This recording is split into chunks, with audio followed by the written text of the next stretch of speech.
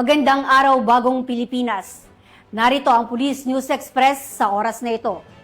Nananatiling mapayapa at maayos ang sitwasyon sa mga lugar ng pagtitipon habang patuloy na binabantayan ng National Capital Region Police Office ang ikalawang araw ng Iglesia ni Cristo Movement Rally upang matiyak ang kaligtasan ng mga dumalo at mapanatili ang kaayusan nito.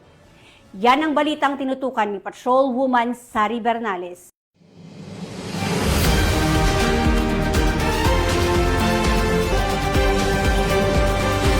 Magandang araw, bagong Pilipinas!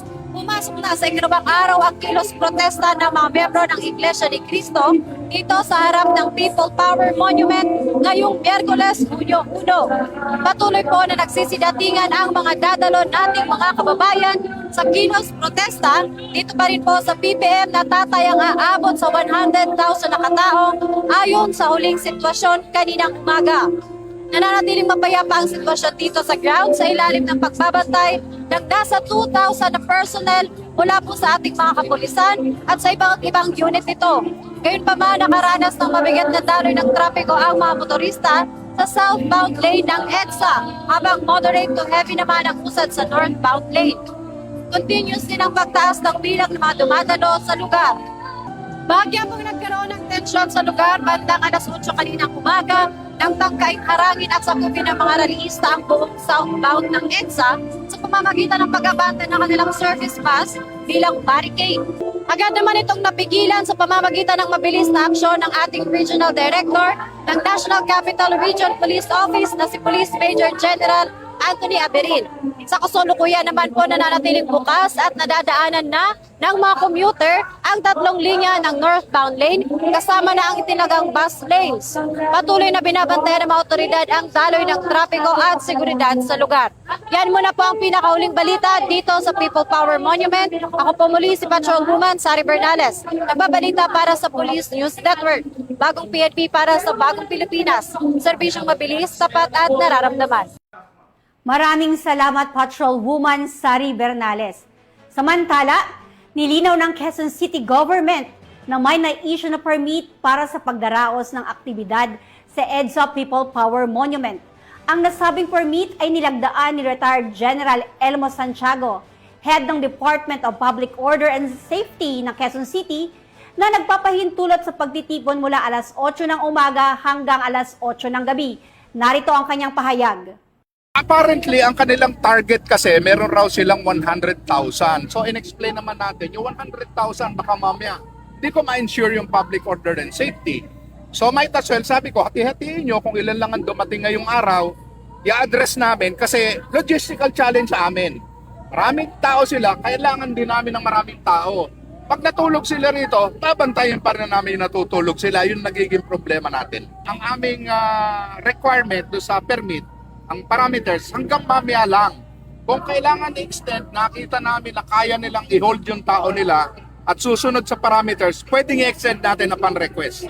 Yeah, oo, 4 days. Pwede lumabas kasi marami tayong inaabala. Siguro nakita nyo, Kampang Ginaldo sa kaliwa, kanan, Corinthian Gardens. Ayaw din namin maapektuhan sila. And then, southbound lane, may issue rin kasi hindi na QC AOR. Sa Mandaluyong na yan, pero nakiusap ako sa organizer, one rally, one venue. Para mas madali para sa amin kasi hindi kami pwedeng mag-operate naman sa kabila dahil Eastern Police District yan.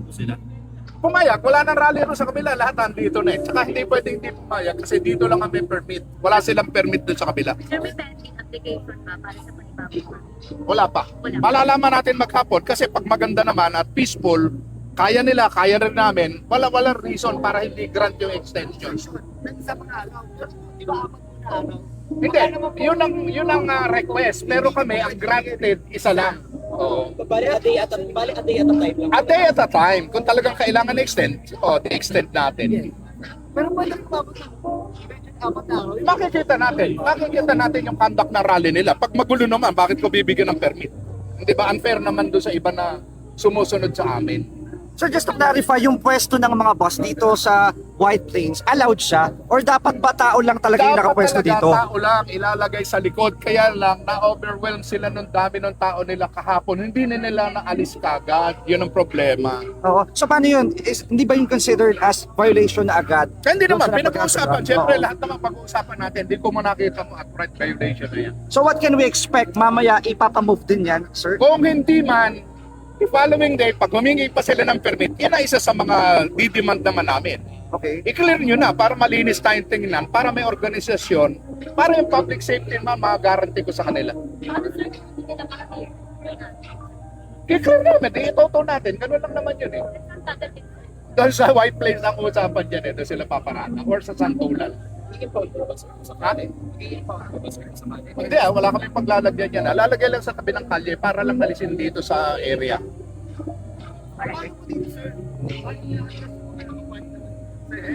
Pulis ang nakapark dyan eh. Hirap na paalisin ng mga pulis for the meantime. Actually, ang intention natin, ilipat na lahat kasi yung 3-lane kasi ng bus carousel nakita nyo, libre na yon. Meron natin lang isa't kalahating lane para rin sa parking nga ng pulis at saka sila. Pero eventually, alisin natin yon. Nakatutok si Mr. Dexter Cardenas, yung traffic sir namin. At any moment na magkaroon ng problema, i-address natin yan. Katulong din natin ng QCPD dito sa effort natin.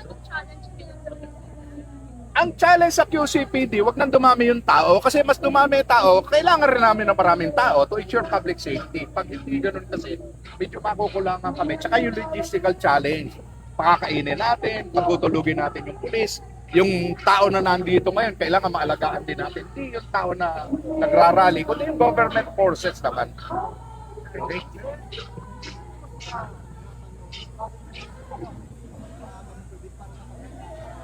Actually, hindi na issue para sa amin yun. Nangyari na yun eh. Para water under the bridge eh. Sabi nga dapat hindi na raw i-grant.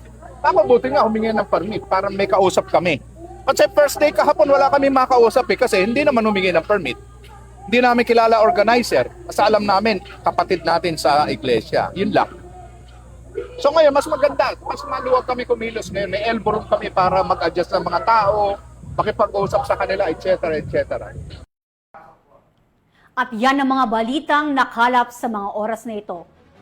Para sa napapanahong balitang pampulisya, laging tumutok sa Police News Network.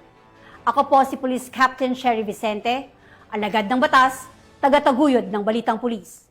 Bagong PNP para sa bagong Pilipinas, serbisyong mabilis, tapat at nararamdaman.